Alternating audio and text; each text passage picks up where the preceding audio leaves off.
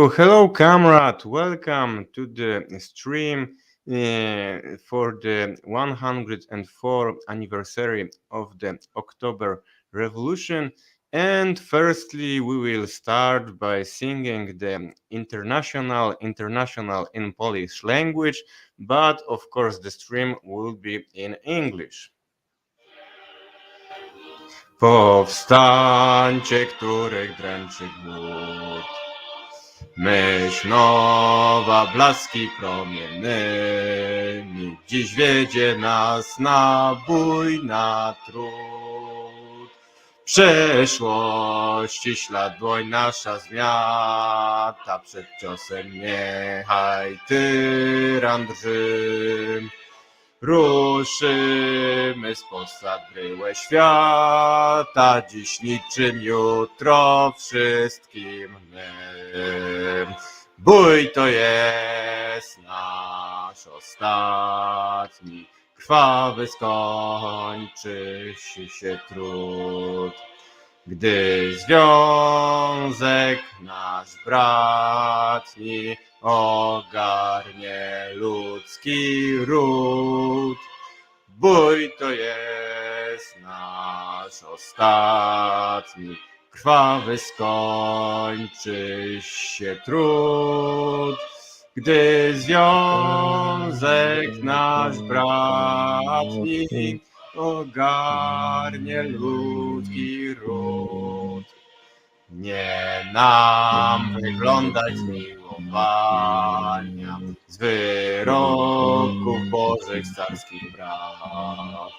Z własnego prawa bierz nadania i z własnej woli sam się zbaw. Niechaj w kuźni naszej ogień bucha, zanim zastygnie przekuj stal. By łańcuch spadł z wolnego ducha, a dom niewoli zniszcz i spal. Bój to jest nasz ostatni, krwawy skończy się trud. Gdy związek nasz bratni ogarnie ludzki ród. Bój to jest nasz ostatni, krwawy skończy się trud. Gdy związek nasz bratni ogarnie ludzki ród. So welcome, comrades. And firstly, I will say some words about this stream. Firstly, there will be speeches of three comrades from Polish Workers' Party. And there will be a speech Comrade Rafał, after Comrade Piotr, and Comrade Arek. And after, there will be speeches of comrades from all over the world. There will be speeches of the comrade Max from CPGBML from Great Britain. There will be speech of comrade Patricia from Party for Socialism and Liberation from United States. There will be comrade Vladimir Kaller from Peru and Belgium. There will be maybe comrade also from Norway, comrade Noah, and many others. If you want also participate in this stream, if you are communist, after these speeches, you can also participate. I would like also say that I am a little tired. This is the third conference which I participate. Yesterday, we, like a Polish Workers' Party, we organized a stream in the Polish language, and a few minutes ago, I finished a conference in the Russian language, which was organized by the Russian seat internet period. So as you see, October Revolution, it is very important thing for us. I think that it is also important for all communists in all over the world. But this weekend is very very there is a lot of job to promote communist ideas. So now there will be speech of comrade Rafał. Let's go. Hello, comrades. I congratulate all of you of this anniversary of 104 anniversary of October Revolution. I will be my speech will be about how health system works in Russia before revolution, how it worked during the first years of Soviet rule. I think this thema is compatible to in today world in which we fighting with COVID. There is a lot talking about bad healthcare in many countries.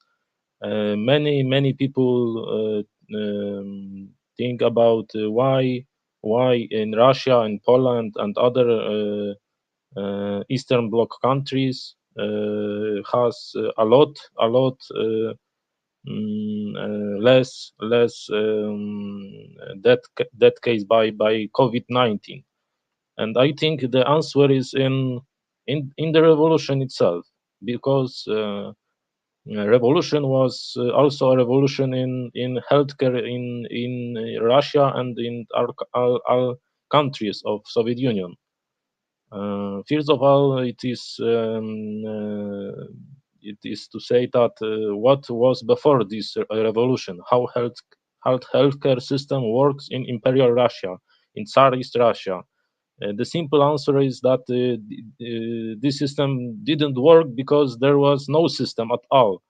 There were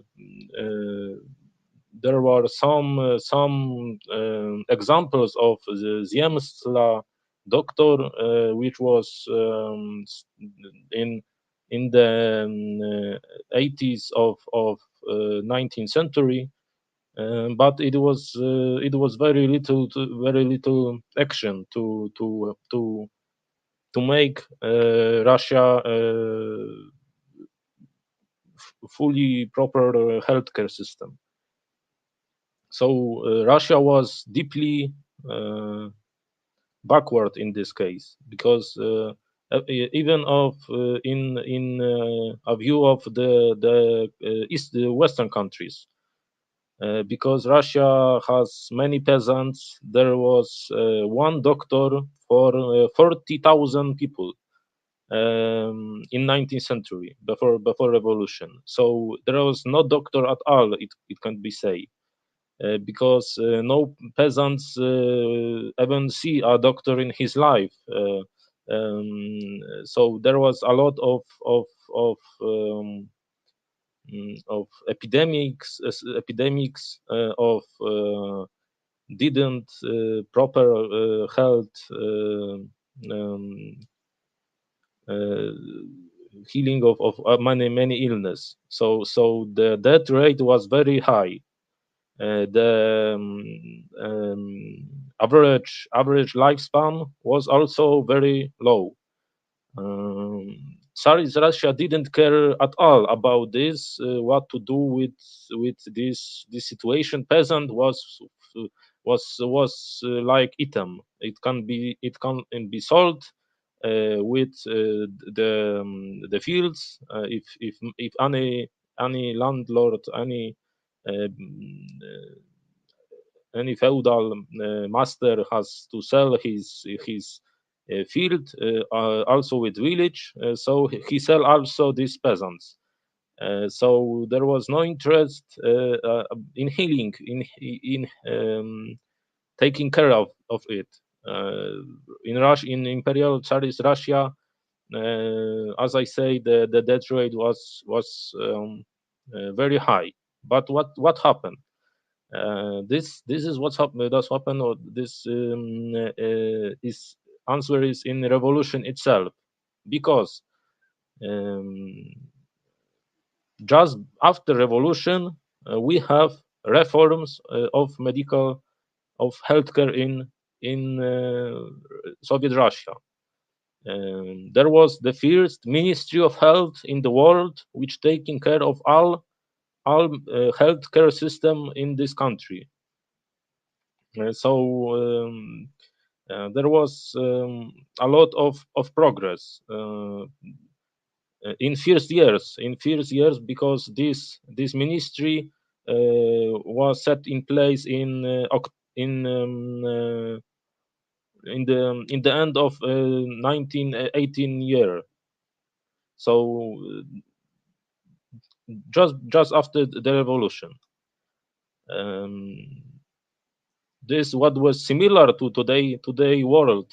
It must be say that the similarity was in that after revolution it was civil war in Russia, it was interventionist and so on, and to Russia come disease, Spanish flu. This was very deadly disease in the Western countries. They don't have any government system to prevent it. In first wave of this epidemic, just before after this epidemic, if it was very big, it was proper. It also some examples of wearing of government law to wear masks, to social distance and so on, but it was too late because this Spanish flu was a few years. It was 1970, 1918, 1919 and 1912, 20. Sorry. So it was this 2 to 3 years. Uh, the Western governments just started to act when it was too late, and the death rate of all people who has this Spanish flu, it was 10% in the West. But what we need to take into account also is that in Soviet Russia it was 0.4 to total population to death to in this Spanish flu. So the difference is big, and many scholars has to think about it. Why in Soviet Russia what was too low, and in our countries, in France, in Spain, in USA, in the United Kingdoms, it was too big. And the answer is in that in Soviet Russia, just after revolution, they has this big central government, this central system of healthcare.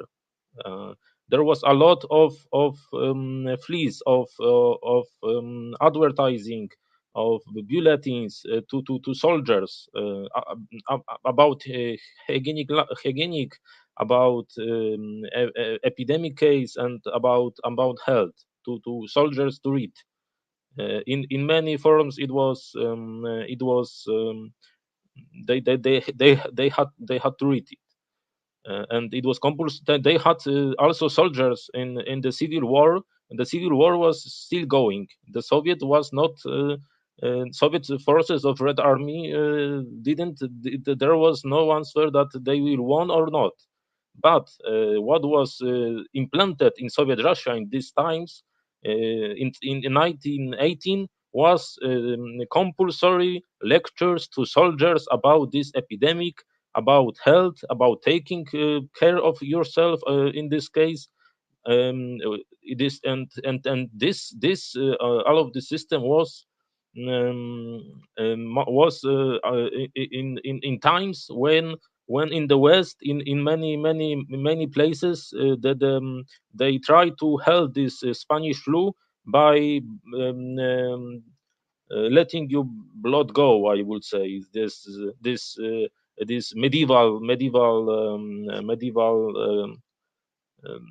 system of healthing, that there must be blood pouring, and the bad blood will go out of your body and will be healed. So So what we really need to remember that what the Soviet taking care of this Spanish flu world was very very different to Western countries, and is more successful because in the Western, in these times, of course, the medical care was mostly private, and you must pay for it. In the Russia, they started in the 1918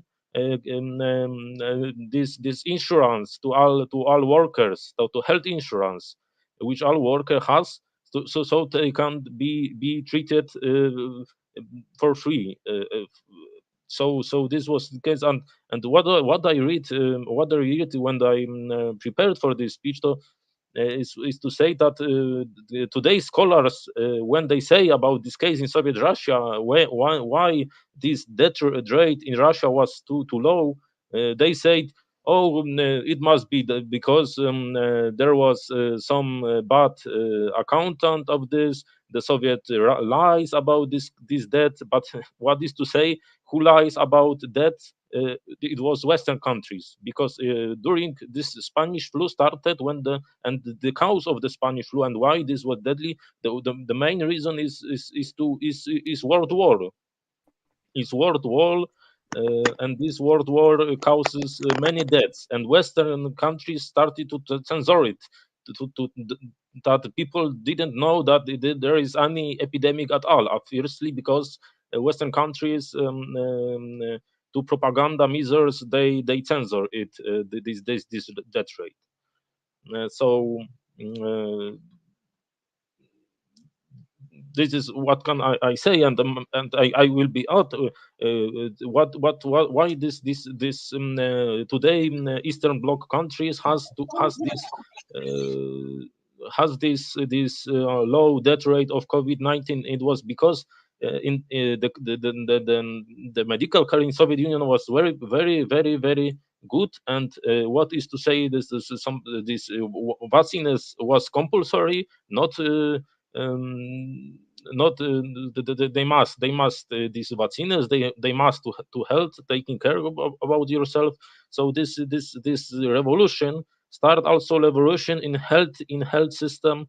And now after this, after 1989, we have this capitalist system. This is all destroyed, and we see this in our countries, in the Western countries. We see that they are trying also to privatize this healthcare system. And what private healthcare system works? Do we see this in the USA, which is a top country in that way at all? They have many problems about this, because they don't have insurance, or they aren't indexed in any insurance. So people don't go to doctor because they are afraid about cost. So um, if you want if you want good healthcare system, this is socialist healthcare system, and long live the revolution. So, thank you, comrades Rafał. Now it's time to the speech about the one of the biggest Polish revolutionaries who participated in the Polish revolutionary movement, the leader of the Social Democracy Party of the Kingdom of Poland and Lithuania. He participated in the revolution 1905 many times. He was in prison. He participated in the Russian Revolution. He was one of the leader to the fighting of the counter-revolution in Russia. There will be speech of Comrade Piotr about the Felix Dzerzhinsky. Hello everyone. Do you hear me? Yes, yes. I see there's some visual problems. It looks like there's some party in my house. I don't Yes, know but what's try going to on. speak a little louder. Maybe I just get it closer. Can you hear me now? Yes, Is yes, this good? yes. Yes. Okay, so about Felix Dzerzhinsky.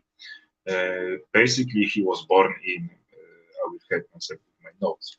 1877 in what's today the territory of Belarus. He was born in Dzerzhinowie. It is in the region around Minsk. Basically, he was born into Polish nobility family, and he wasn't coming from the working class or anything like this. We can say he was a class traitor, but the good way, let's say.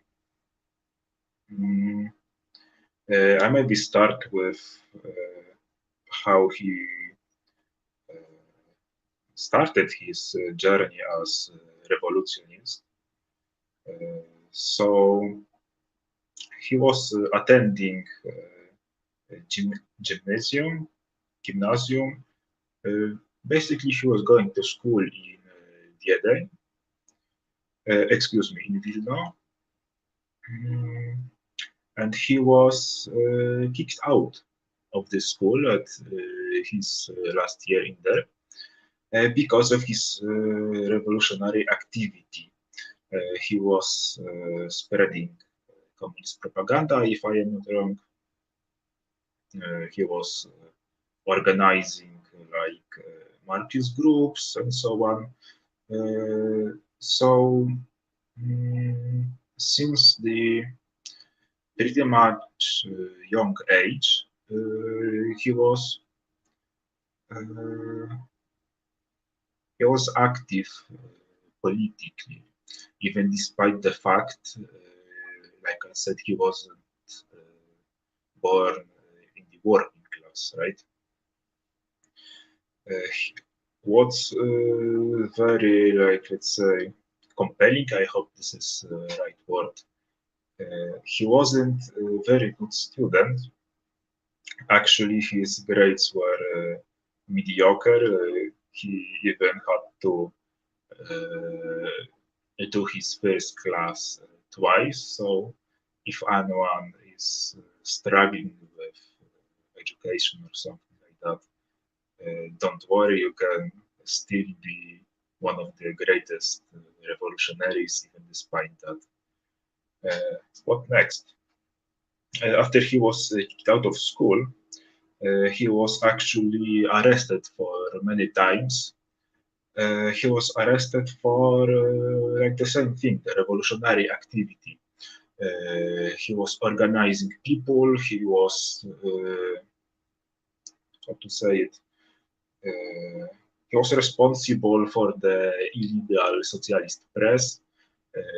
He was member of social democratic parties. He changed these parties as they evolved, of course. First was, if I'm not wrong, SDKP, Socjaldemokracja Królestwa Polskiego, czyli that is Social Democracy of Polish Kingdom, then evolved into Social Democracy of Polish Kingdom in Lithuania. After that, much later, he then joined Social Democrats in Russia and the Bolsheviks. What is important during his lifetime, social democracy wasn't the same thing as today. Today, we all know social democracy is more like liberalism with some social programs, things like that. During Dzerzhinsky's time, social democracy was actually they were the leftists, right? They were the socialists.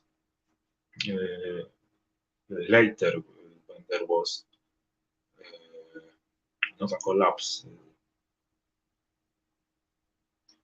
basically they broke into two factions where social democrats were supporting bourgeoisie, were supporting imperialist World War I, and the socialists, the communists go their own way.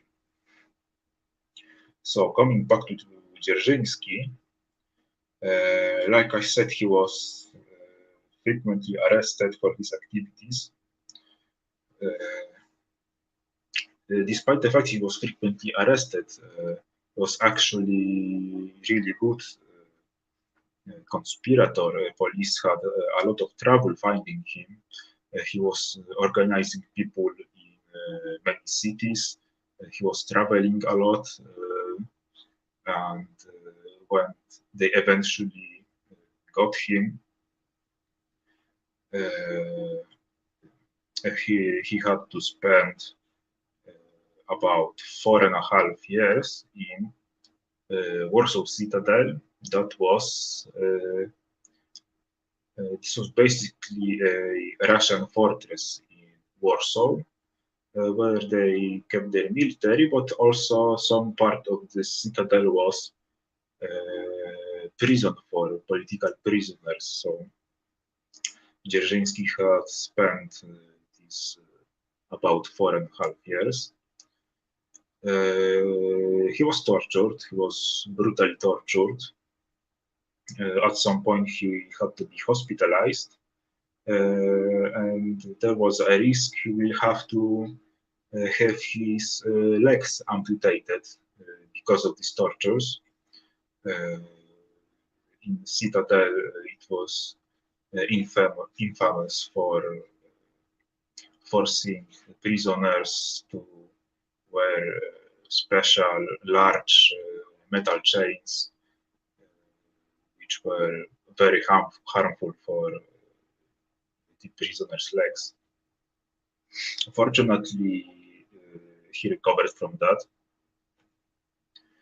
After he got out actually after the February Revolution.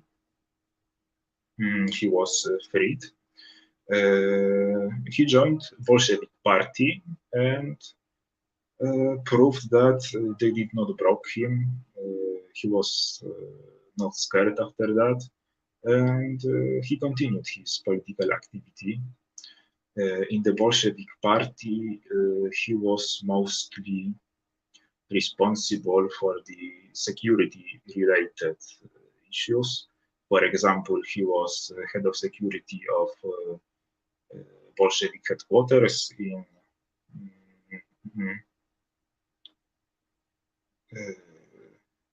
I can't find it right now.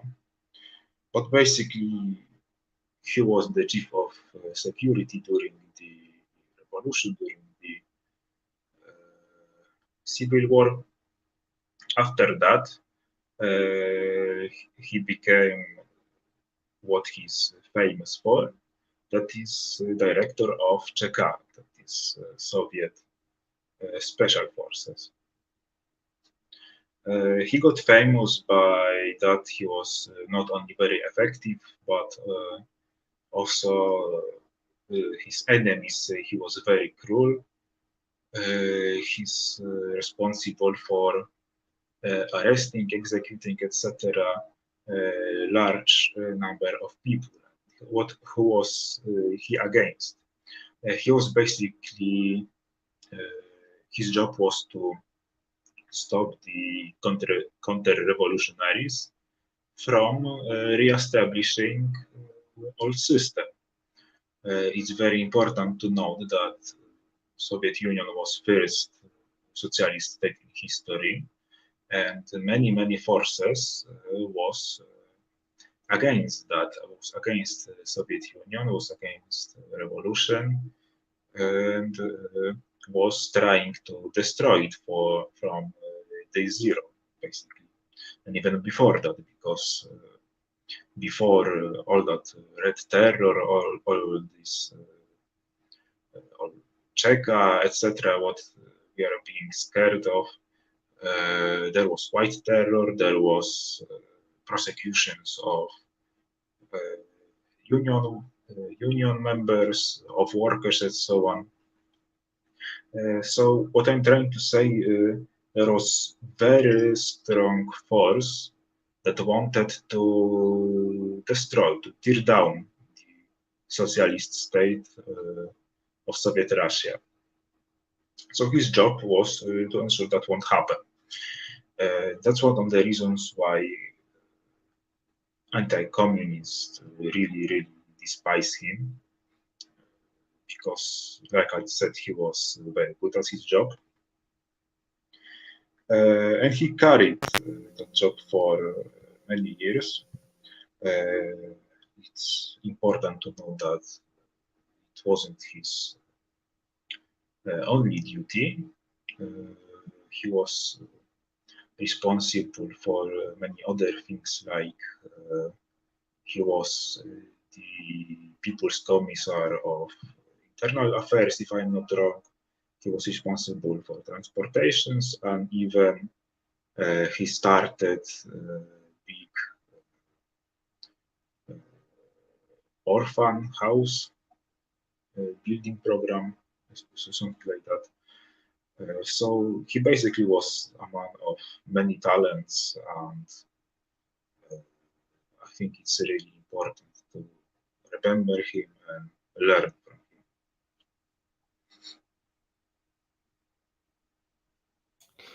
Okay, thank you, comrade. I think that for our channel we have to make another presentation about the Felix Dzerzhinsky, because he is very important person for the history of the Polish communist movement, Russian revolutionary movement, international communist movement. He is the example how to fight with counter-revolution. Today we have not many time, so thank you for your short presentation. But I hope that soon you will prepare the presentation much longer. So now there will be Comrade Arek. If Comrade Arek is Yeah, ready. okay. Okay. So Can you wait, hear us? Yes. Wait. I'm with my comrade from Polish Workers' Party. Yes. Okay, so let's go. It's your time. Yeah, I had to prepare about Polish government that was established 1 year after Bolshevik Revolution, and what was a difference between that government and government of Bolsheviks. Yeah, it was Dzerzhinsky government that was established in 7th of November 1918. And what was the difference? Dzerzhinsky, his government proposed to nationalize the main industries, main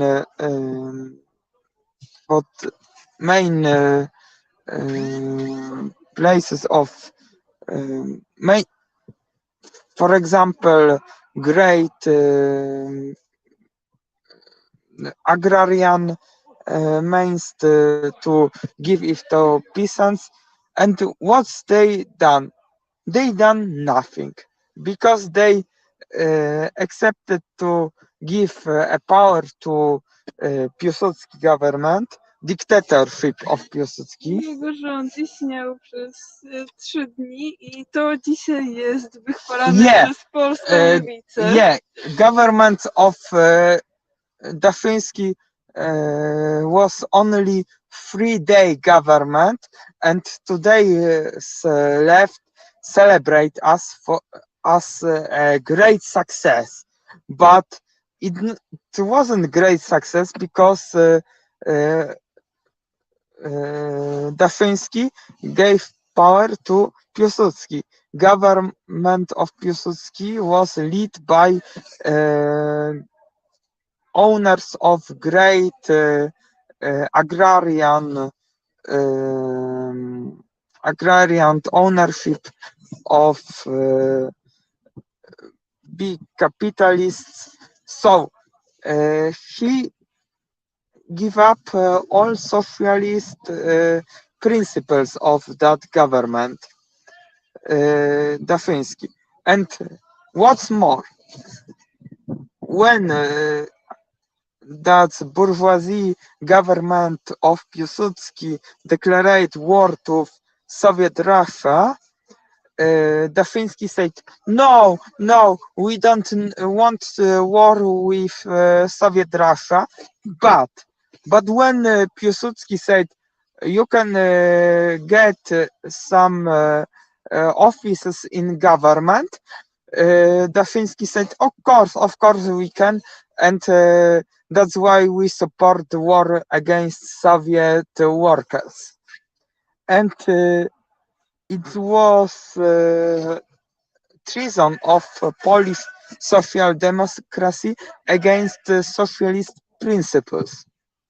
And I can say that it's tradition of betraying working class is continued in today's Poland, because, for example, why Polish people vote on Social Democrats?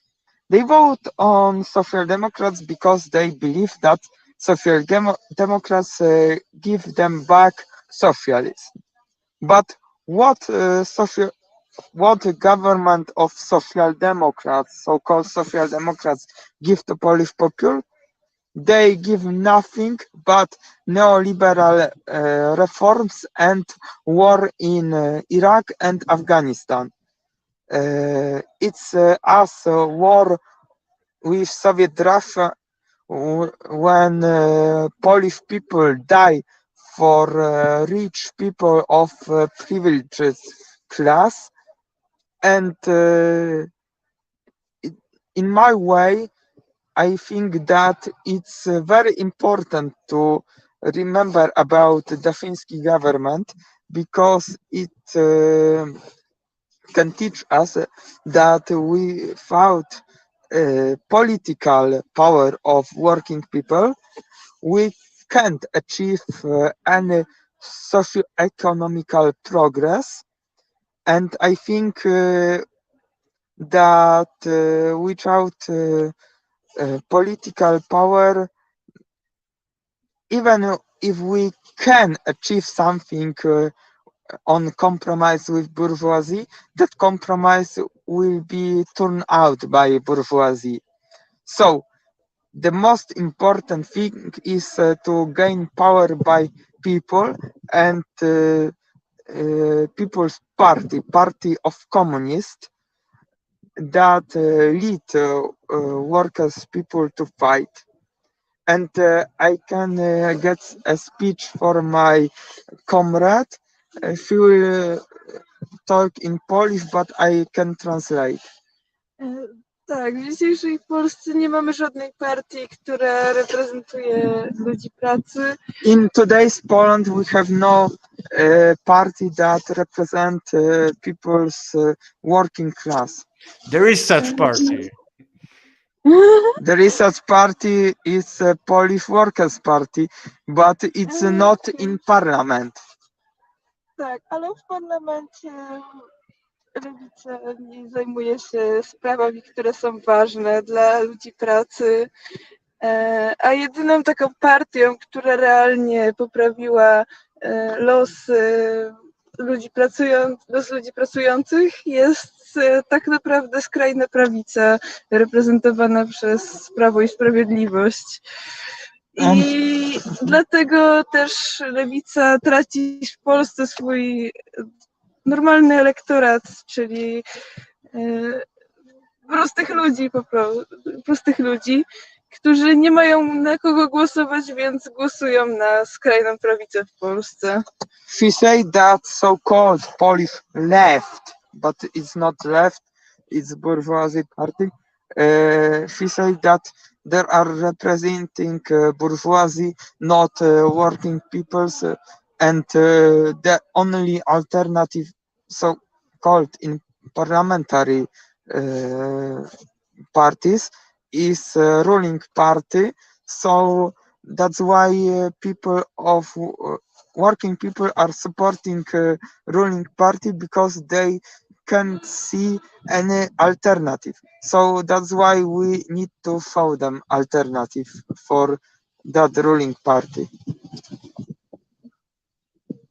Polska Partia Robotnicza jest jedyną partią w Polsce, jedyną organizacją, która ma sensowny program, który faktycznie reprezentuje ludzi pracy, który faktycznie dba o ich interesy. I jest to przykre, że parlamentarna lewica i dzisiaj, i tak naprawdę tak samo w dwudziestoleciu międzywojennym wtedy może starała się jeszcze przynajmniej reprezentować interes najprostszych ludzi. Teraz nawet nie stara się tego robić. I PPR, niech żyje PPR. Yeah, let's long life Polish Workers' Party. She said that there is no alternative but People's Workers' Party in Poland because in parliament all parties that are so-called left, they don't represent most of people of Poland. They represent middle class, not working class. And that's why,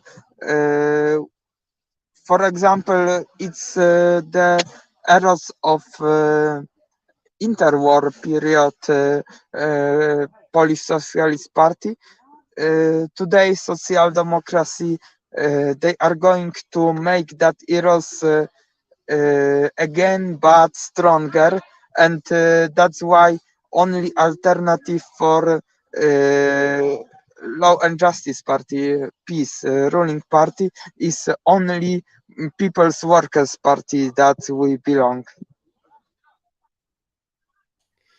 Okay, so the only alternative for Polish working people is the Polish Workers' Party, but we are not the only party in the world. So there will be communists from other countries, and firstly there will be comrades from Great Britain, from also with the party of very similar name, CPGB-ML, Communist Party of the Great Britain, and also Workers' Party. So hello, comrade. Hello. Dear comrades, I want to extend to you today, wherever you are in the world, the most warm and heartfelt greetings. It's a fine day indeed on which we are all gathered to commemorate the anniversary of the Great October Revolution. The tide of socialism that swept the world after the Great October Revolution saw its height after the Soviet victory in the Second World War. Back then, Comrade Stalin was the leader of the world proletariat and inspired countless millions of people. Unfortunately, the tide was beaten back and now finds itself at an all-time low after more than half a century of counter-revolution. As a result of this, we are at present severely lacking in class consciousness and leadership. But this does not stop the contradictions of imperialism and their consequences from dragging us into the new epoch of crisis, war, and revolution. The lessons learned by our comrades in their struggle, beautifully summarized in their writings, act as a guide for the theory and practice that will help in our struggle today. It is essential for us to learn the correct lessons from the October Revolution. One lesson I would like to emphasize is the need for a Bolshevik-style party in our respective countries, with wide support among the working class. This is so that we can provide the leadership that is urgently needed to navigate the turbulent waters that lie ahead. We know this necessity because in our struggle against the omnipotence of finance capital, the customary methods of the working class, vis-à-vis trade unions, cooperatives, and the parliamentary struggle, have proved to be totally inadequate. Hence, the indispensable need for such a party to help the working class wrest power from capital. Without the Bolshevik Party, we do not know how or when the First World War would have ended. We do not know how or when Poland would have gained independence. We do not know even what language we would be speaking right now. Such was the significance of forming the Bolshevik Party well in advance of the revolution. In our current epoch, no matter where we look, it is evident that imperialism is hanging by a thread. However, we know as well that an animal is most dangerous when it's wounded, so we must be careful. Opportunity will open up for class struggle in the near future, comrades. The contradiction of imperialism that leads inevitably to war also weakens the imperialists. It weakens the position of capital relative to labor. Not only this, it also weakens the position of the handful of imperialist predator nations over their raw material exporting prey. The contradiction between these two classes of nations leads to the growing struggle for liberation and growth of the reserves of the world proletariat. The nations of South America and Africa, as they develop and industrialize, aided by China, will be able to shake off the shackles of imperialism one day and gain their sovereignty. It is the task of comrades in the imperialist nations to build their parties to be ready before this happens. When it does happen, the crisis of imperialism will be so acute that the weapons can either be pointed at those nations that have fought for their sovereignty, or they can be pointed at the imperialist bourgeoisie. It is our duty to ensure it is the latter. May all the comrades who struggled to advance history, who gave their lives to the finest cause of all, who fought for the liberation of mankind, be immortalized in our collective consciousness as long as we exist. Long live the great October Revolution. Thank you, comrades. Thank you, comrade. Stay with us. Now there will be speech of comrade from Peru and also from Belgium, comrade Vladimir. Hello, comrade. Hello, comrade. Do you listen to me okay? Yes. Everything is good. It's okay. Well, thank you very much for this invitation. I'm very proud about this opportunity to discuss about with you and all our comrades. The subject is very important and big subject. Too big to be spoken in just some minutes. But I would like just to choose what, in my opinion, is a very important lesson of the Bolshevik Revolution in what concerns the rapport between strategic and tactics, and to underline how Lenin was at the same time capable to apply one tactic once and another tactic in another moment. In my opinion, it is very important to make this difference that happened with the same politician, revolutionary as Comrade Lenin. At the very beginning of the revolution, if we take some minutes to think about what was the content of the April thesis. The April thesis, you remember, when he was coming to Russia from Switzerland, he wrote a small book, the April thesis, in which he was given what, in his opinion, were the objective, the directive to go with the revolution. And he was very radical in this document. If you remember, he was with some slogans, for instance, all the power for the Soviets, nationalization of industries, the most important of the financial sector. And he was in the stop the war, the criminal war, the First World War. The positions were completely clear, let's say, offensive positions, antagonistic positions. Sometime later, the same Comrade Lenin, he was in favor of the Treaty of Brest-Litovsk.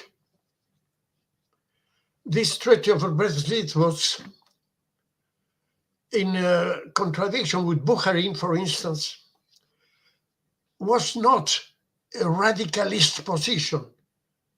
It was a position of realistic compromise negotiation.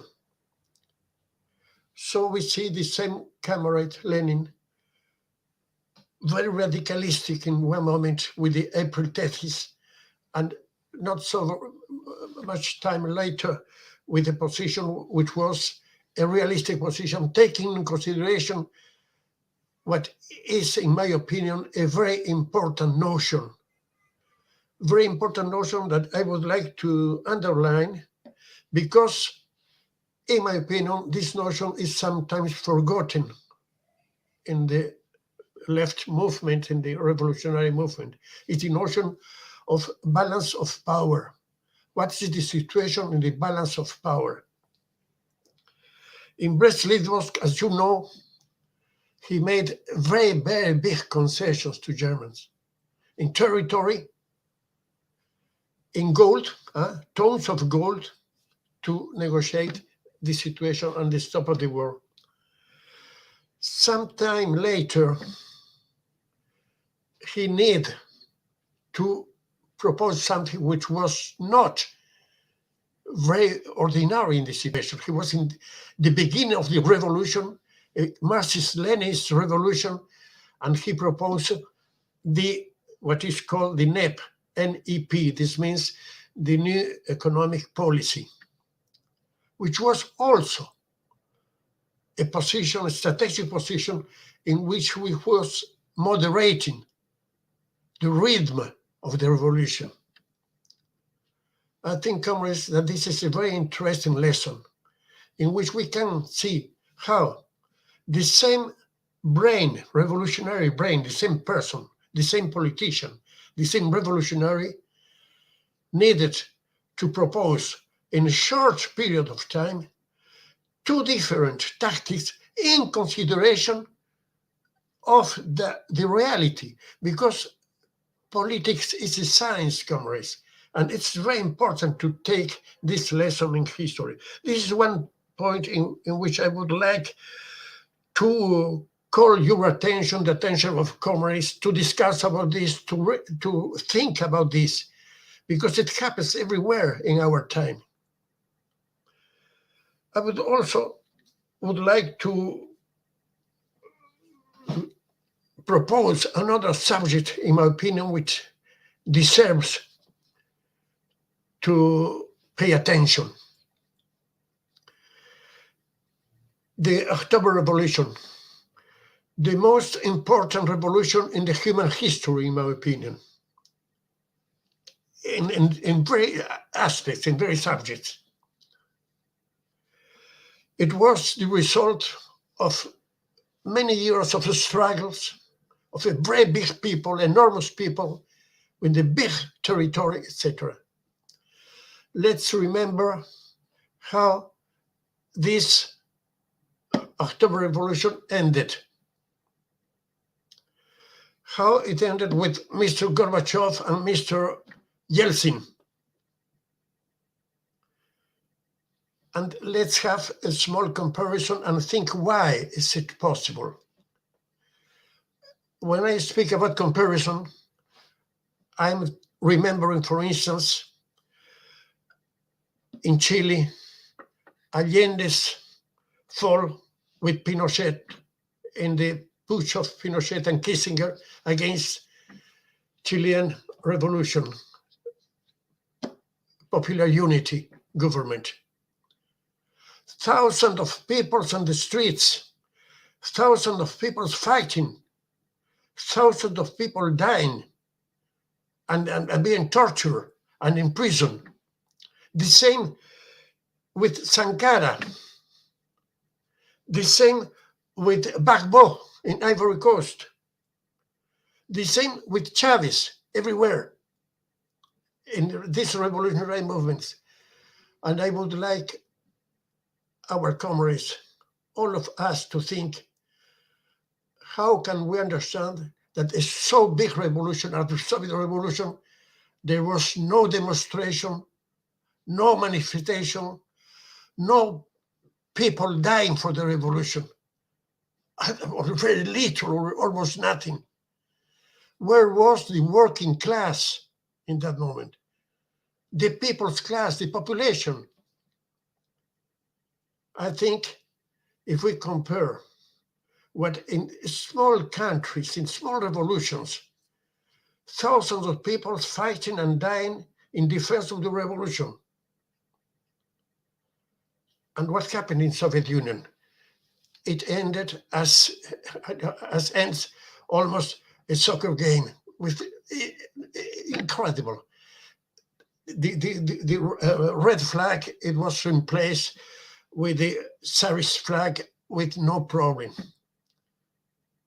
I think, comrades, we have to think about these facts because they shall ask us to have deep thinking.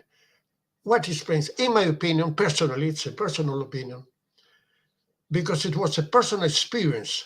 I've been in Soviet Union in the end of the 60s, and I felt this in the Russian population.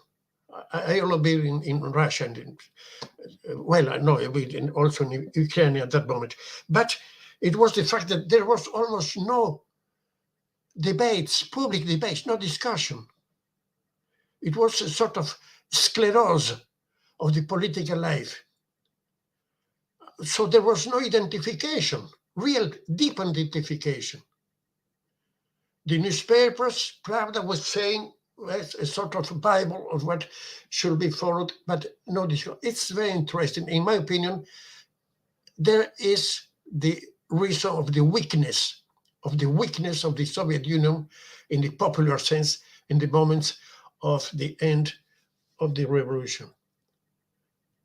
And finally, a last thing that I would like to propose to discussion or to consider is that many times commemoration, in this case, for instance, commemoration is the occasion to have a very big and very nice speech about how great was Lenin, how great was the Russian Revolution, etc., etc.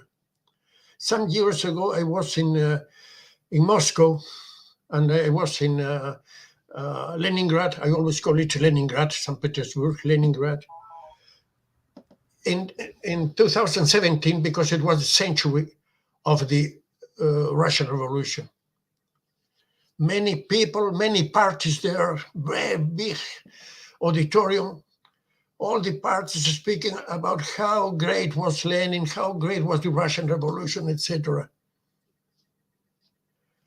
And at that moment, in my opinion, and when I took, at that moment, it was my time to have my opinion, my speech, I spoke only about the importance to support Donbass in Ukraine at that moment, which was the actual situation, very important and very critical. About Venezuela, who was also receiving the aggression of the American imperialism. So, in my opinion, the best way to try to make a commemoration, to render homage about this important historical fact of the Russian Revolution is now to, for instance, to support the Syrian people, which is victim of the aggression of the American imperialism, of Israel, of European Union. This is, in my opinion, the best way now to remember, to commemorate the Russian Revolution.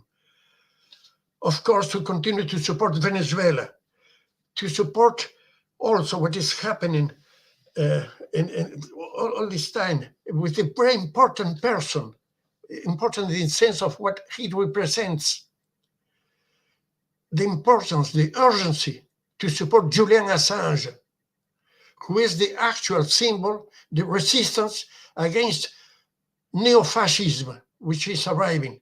This means, which is the support of the right to be informed and to inform. I'm very sad that in Europe, except Brussels and Belgium, there are no popular demonstrations in the streets. In Brussels, we have made already 134 meetings in support of Julian Assange every Monday. Since the first Monday, he left the Ecuadorian embassy. Assange is not only a single person which is victim of a horrible crime. The system is trying to kill Assange as they killed Gramsci inside the prison. They are making that all the proceedings will be very lengthy and very long, so he will be deteriorating each time more his physical and psychological health.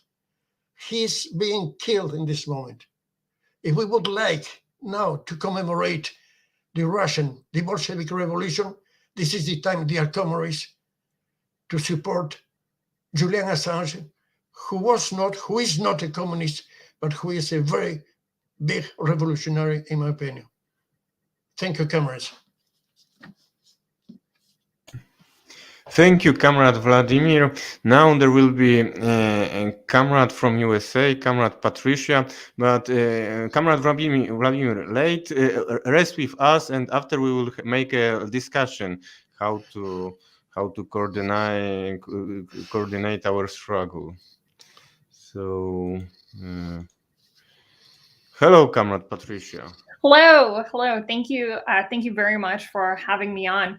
And yes, I want to echo Vladimir, what you were saying of the importance of, when we look at the Russian Revolution and the profound transformation of society. Of course, we don't study history simply to understand what happened. We study history so that we can understand how to transform the present, how to change this current situation, how to chart a course out of the crises of capitalism, how to address these crimes against humanity, of imperialist aggression against Syria, against Venezuela, against Cuba. It's so important to build in solidarity, but also to understand fundamentally that the only solution to these crises is revolution, is a socialist revolution, one that takes away the wealth, the property, the factories from the rich out of the hands of the parasitical class and puts it into the hands of the working class. And when we look at the lessons from Lenin, from the Bolsheviks about the preparation and the tremendous struggles that they went through of building a revolutionary party, of being able to stand firmly on principle, but being extremely flexible in tactics. So we know that without a revolutionary party, there can be no revolution. And in Russia, you had the bosses, the capitalists, the big landowners who owned all that property, controlled all that wealth. They had all their property and all their wealth taken away from them by the new class, by the class of workers, by the wage workers who went into the factories every day, who labored, and as well as the poor peasants. And up to that point in time, that was the greatest social development in the history of the human race. It was only rivaled next by the revolution in China in 1949. This was the first time that the oppressed took over. This was the first time in history, in human history, that the oppressed, in their own name, as a class of exploited and oppressed people, said, this society no longer exists for the exploiters and the oppressors. It exists for us, that we, as a working class, have a right to rule rather than be ruled. And that's the lessons from the Russian Revolution. That is what we take to today in looking at the situation of the climate crisis, of the economic crisis, of the crisis of imperialist war, and showing that it's us workers internationally who have the right to take control, to take power, and build a society that's for us and that is not for the rich.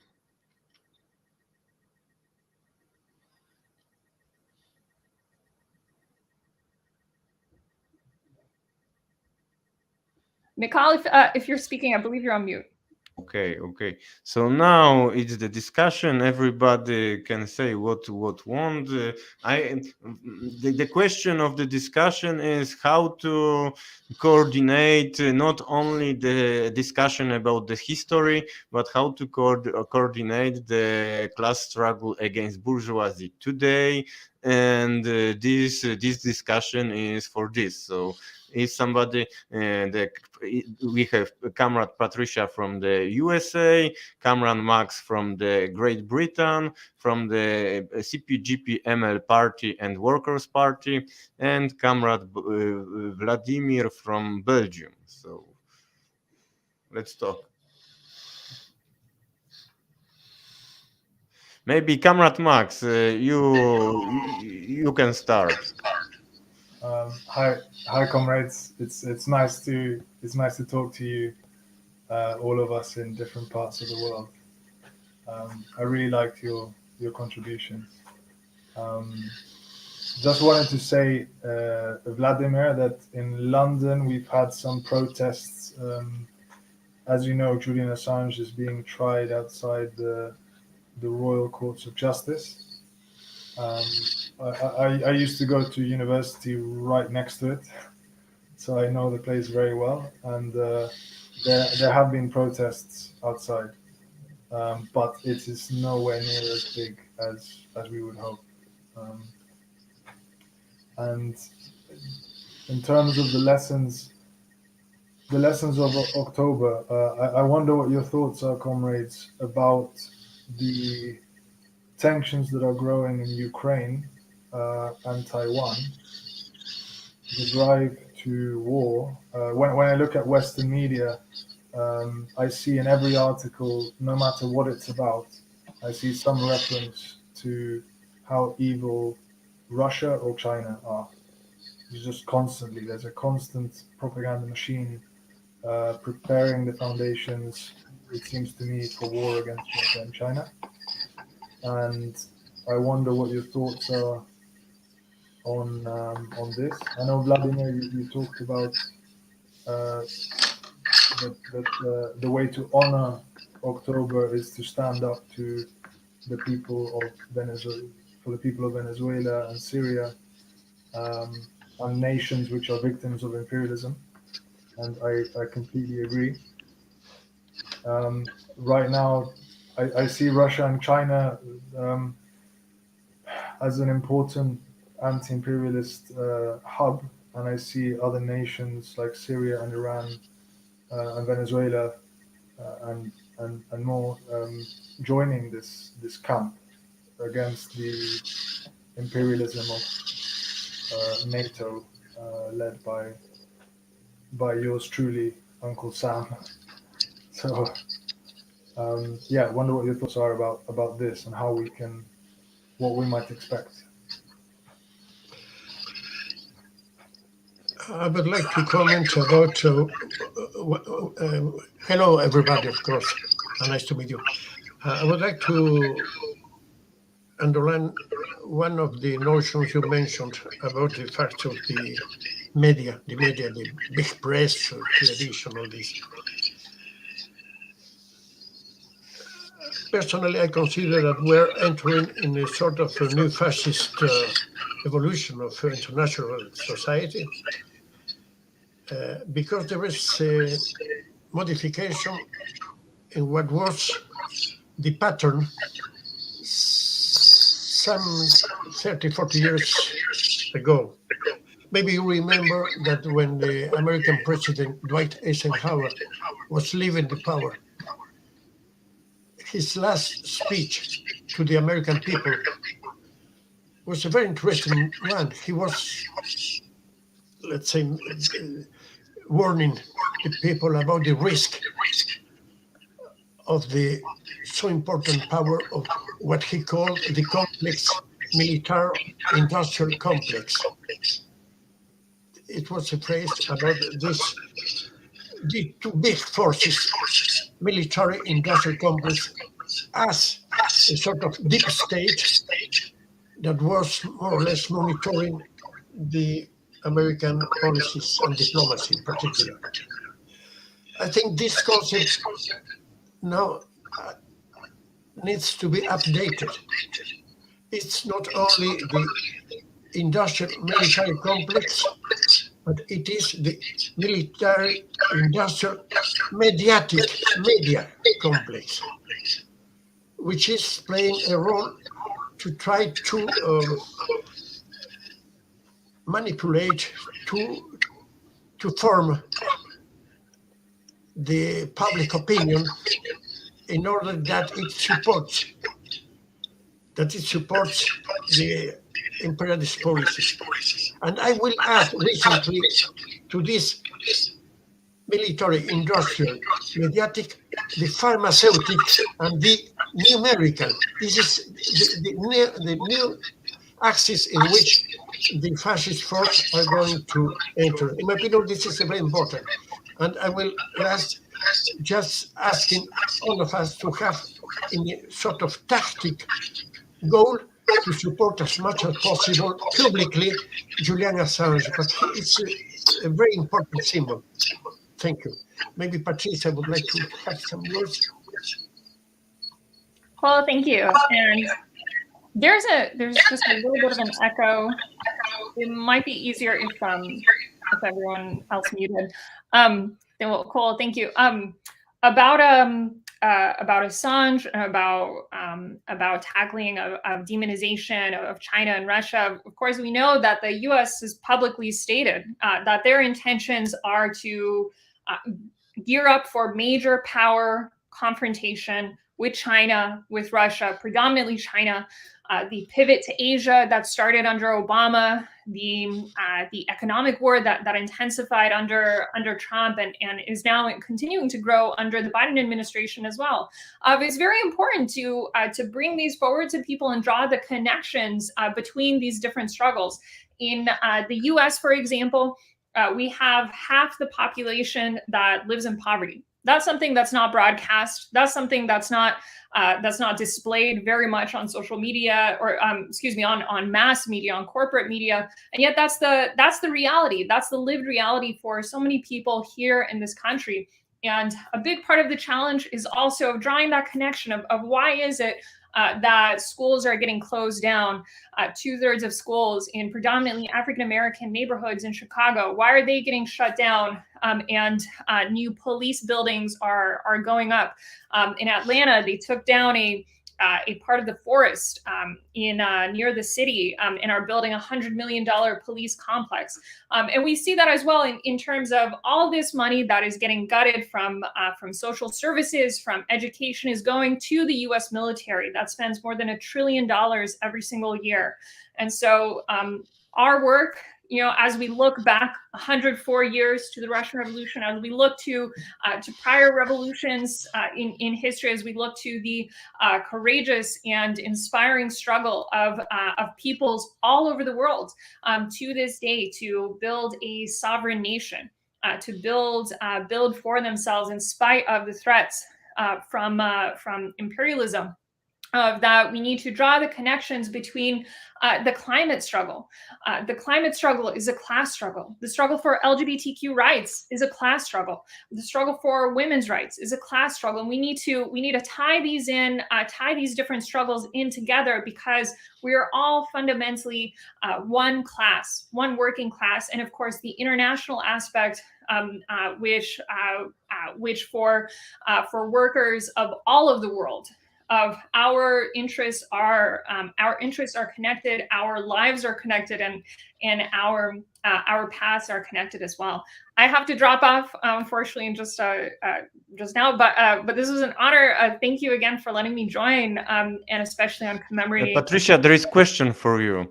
There is what Russian Revolution means today for American left. Could you answer before you leave? Yeah, well, what the Russian Revolution means for us, for the American left, what I was talking about earlier, of what did the revolution show, of what did the revolution prove possible. It proved possible that workers are able to win, that workers are able to take power and build an entirely new society, a fundamentally new society, one where the bankers, the corporations, where they are excluded from the political process, and where the entire basis of society is reoriented, not on making profits, not on getting a tiny class, parasitical class rich, not on building profits for war makers, but on meeting people's needs. And that despite all of the challenges, for not 1 year of existence, for the 70 years that the Soviet Union was in existence, it knew not a day of peace. From the 14 imperialist countries that invaded Russia right after the revolution, to the civil war that was funded externally, then of course of recovering from World War I as well, and then World War II, and then after World War II, the Cold War, in which the United States was trying by all these different through all these other different wars that were across the world, to squash out the class struggle, to overthrow revolutions, which it did in a number of different, and governments in a number of different parts of the world, and all the time of threatening the Soviet Union, of sanctioning the Soviet Union. The Soviet Union was the most economically sanctioned country in human history, where it was denied access to the economic market that the United States dominated because of its special position. And so when we look at what does the Soviet Union, what does the Russian Revolution mean for us, is that despite all of these tremendous challenges that the Soviet Union, that other socialist countries have had to work through, they became the #2 superpower in the world. They put the first satellite into space. They provided healthcare for people. They eradicated unemployment. There was no homelessness. Everyone had the right to a job. That is a profoundly different society. That is a profoundly different society from the economic system that dominates today. And so when we look at what are the examples, what does history teach us? It teaches us that the society that exists today, the society based on war, on greed, on continued profit for the rich, on celebrity worship, that none of this has to exist. And in fact, society is not some static, permanent changing thing, but is something that is continually developing, and that even within this society, despite all of its challenges, despite all of the issues, all of the struggles that exist in backwardsness as well, that exists in within our societies, that there is the seed and the possibility for a new society on a socialist basis, where everyone has the right to a job, has the right to housing. This is not a utopia. This is a necessity, and that's what we take away from the lessons of the Russian Revolution. That's what we take away from 1917 to today, to 2021. So thank you. Thank you so much. Thank you, Patricia. It was great what you said. Okay, comrades, so maybe I will say one thing about the climate catastrophe, because now... Excuse me, if I can interrupt you just one. I'm very sorry our comrade is leaving now, because there is a small word, a small phrase, which I disagree a little. I consider, for instance, that it's very important for every communist, for every person of left, every progressist, to fight against discriminations. Discrimination society is a very reactionary item. Discrimination against homosexuals shall be very, very strongly punished, and we shall fight against discrimination of homosexuals. But, in my opinion, consider the question of LGBT as a subject of revolutionary movement is something which I don't agree. In my opinion, it's very, very important to try to make the difference. It's completely different. What is happening now, at least here in French-speaking Europe, is completely different. Mondialization, neoliberalism is making a big cultural campaign, enormous, to make not fight against discrimination of homosexuals, but making proselytism of homosexuality, especially among very young people, very young, very students of 10, 12, 11, 12 years.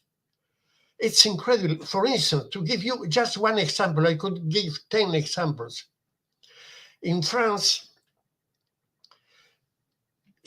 so-called leftist movements, which were mainly led by Trotskyist movements, fighting against machismo. They consider that the best way to fight against machismo is to ask all the students from pay attention, 12 to 15 years, to go to school one day with skirts and with let's say the bush, the mouth in red.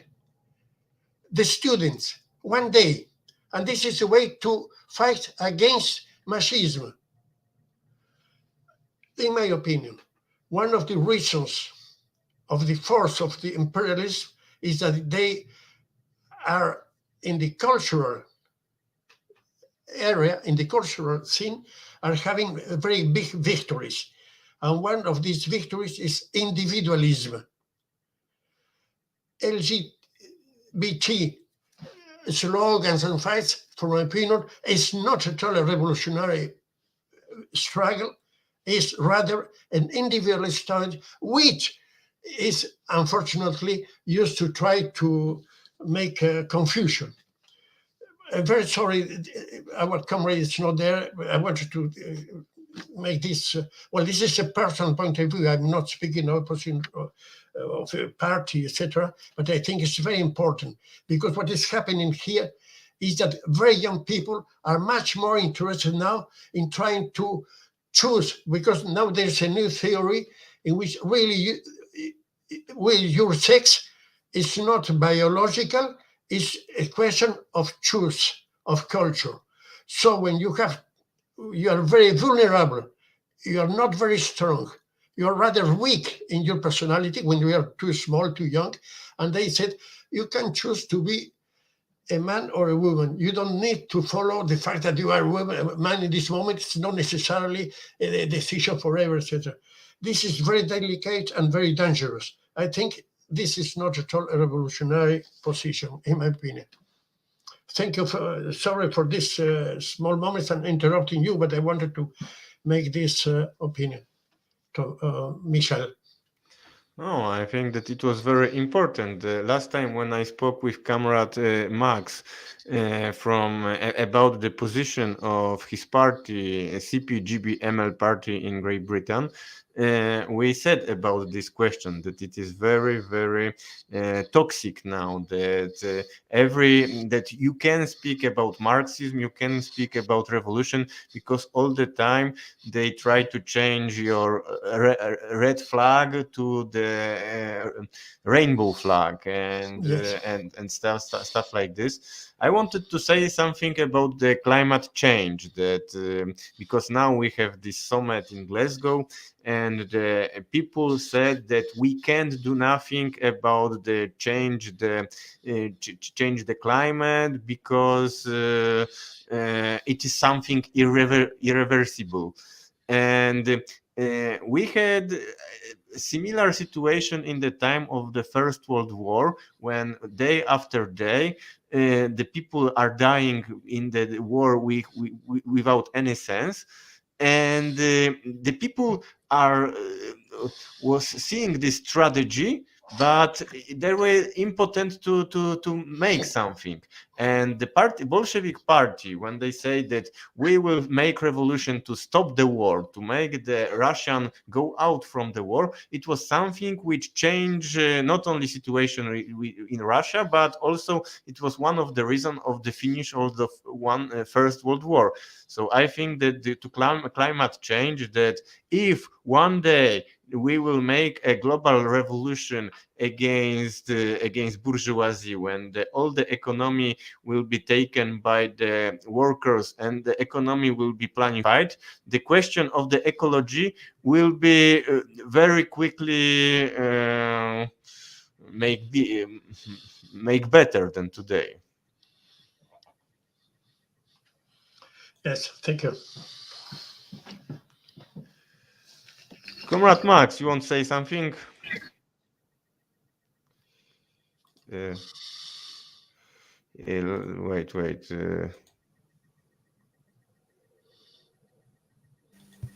Okay, now? Yes.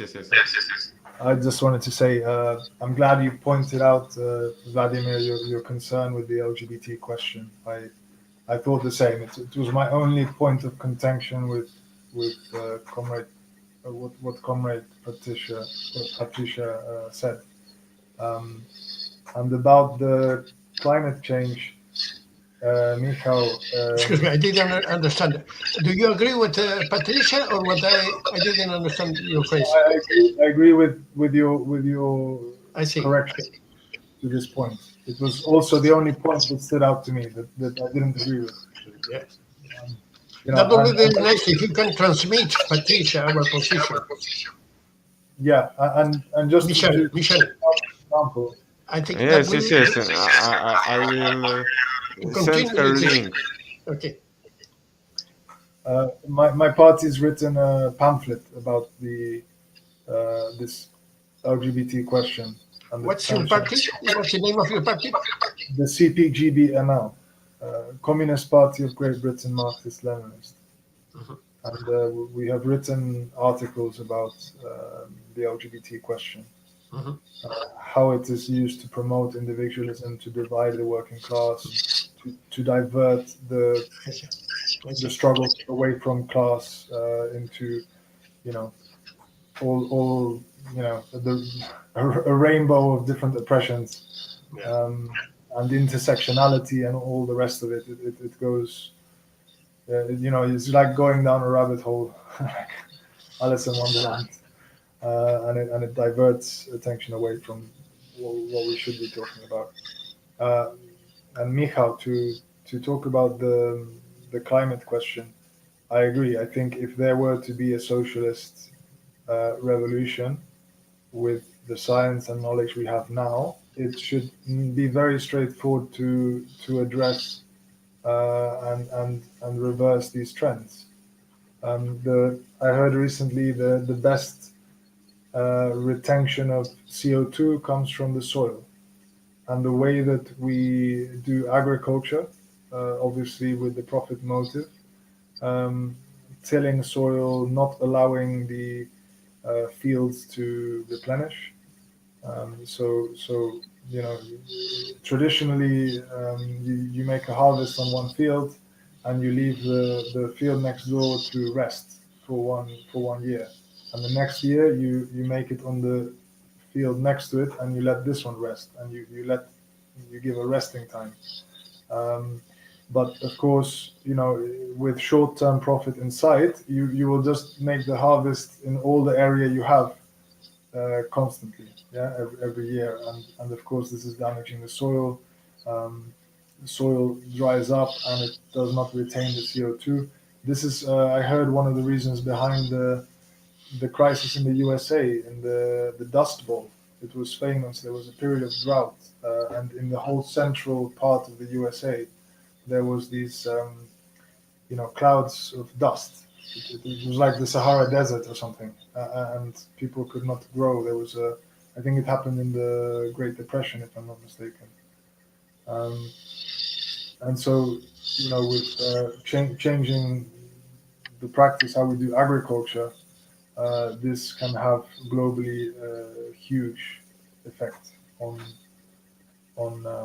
meeting the CO2 targets which they're talking about now. Of course, I think we know that under imperialism, when the U.S. military-industrial complex is the world's biggest polluting organization. Planes, helicopters, tanks, all military equipment burns so much fuel, so much energy, and everyone knows that this should not be necessary for humanity. Yes, to make machines to kill ourselves. We know this is not necessary, and yet it's happening. So this and so many other problems obviously come with imperialism, with this system. And if we can end this system, then we can start to really address climate change. In this COP26, with the protesters, I saw some slogans like one slogan I saw was planet before profit. Yes. And okay, I think it's good in a way. It's good up to a certain point because it's recognizing that there is a profit motive, that the profit motive is bad, and that we should care about the planet. I agree with this. But at the same time, it's not useful because it does not do much for class consciousness. It does not join the fact that if we want to combat the profit motive, we need to use the working class. We need to prioritize and think about the working class uniting for its own interests and taking power for the working class. This is the way to stop the profit motive. And these slogans sound very nice, and I see a lot of them, and they all sound great, but they don't take us a step closer to taking power for the working class, which we know is what needs to happen. It's a necessary prerequisite to solve these problems. That's my thoughts. Anyway, comments. Okay, comrades. So maybe now the final thoughts. If Comrade Vladimir wants to make a comment, and after we can starting to make end of this conference. I agree with both of you. The real way to fight against the climate crisis is to change the system. I was participating in a confrontation in a public debate lately here in Brussels with some people from the left, which are in the same time in favor of ecology and climate change and against climate crisis, and at the same time they support the project of European integration, European Union. And in my opinion, there is an enormous contradiction because any project of integration in our system is by nature completely anti-ecological, because any integration means the growing of business, of commerce, of exchanges, is against the moderation of consumption, is necessarily a call for exchange on investments, is time from the other, etc., etc.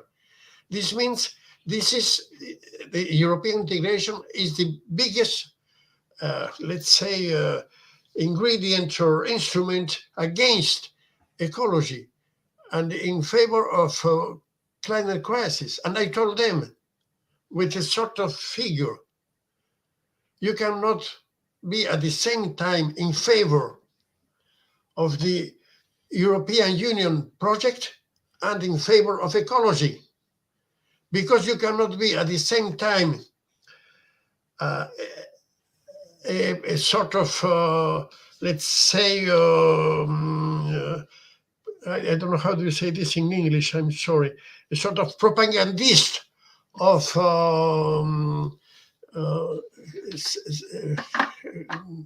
sexual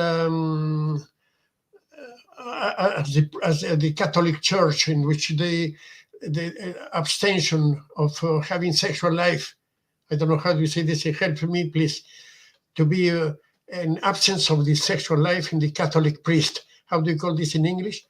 Celibat.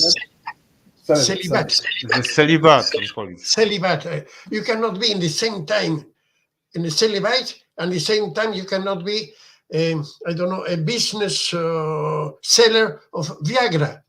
If you sell Viagra, you cannot be at the same time making publishing for celibat. It's two things completely opposite.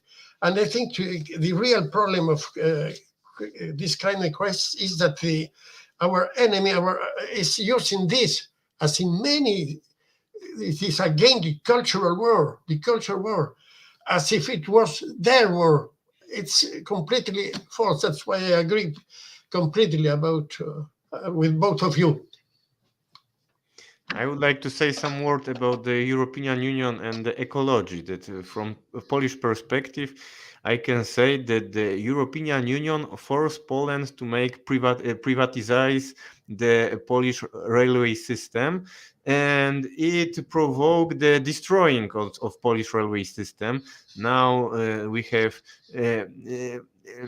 few trains. If we compare this with the socialist Poland, when the train can go to every small village, now we have a lot of village not far from Warsaw, the capital, where you can go to the Warsaw only with your private car or with a bus. And we see that the buses, transport by buses or transport by the private cars is not ecologic. The ecologic solution is the railway system, but European Union forcing Poland that you can't have monopoly